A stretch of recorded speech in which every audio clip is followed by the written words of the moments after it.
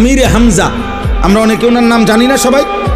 উহুদের যুদ্ধের দিন যিনি শাহাদাত বরণ করছিলেন, একটা মহিলা, কুরাইশ কাফের মহিলা, ওনার গোলাম দিয়া এই চাচাকে হত্যা করাইছিলেন।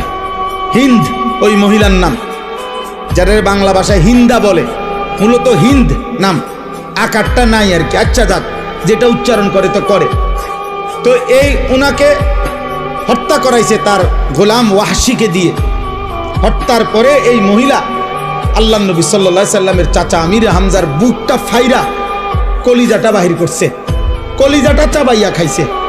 নবীজি সাল্লাল্লাহু আলাইহি সাল্লামের চাচার নাক কান কাইটা টুকরা টুকরা কইরা ছিদ্র কইরা গলার মালা বানাইয়া নাচছে উহুদের প্রান্তরে।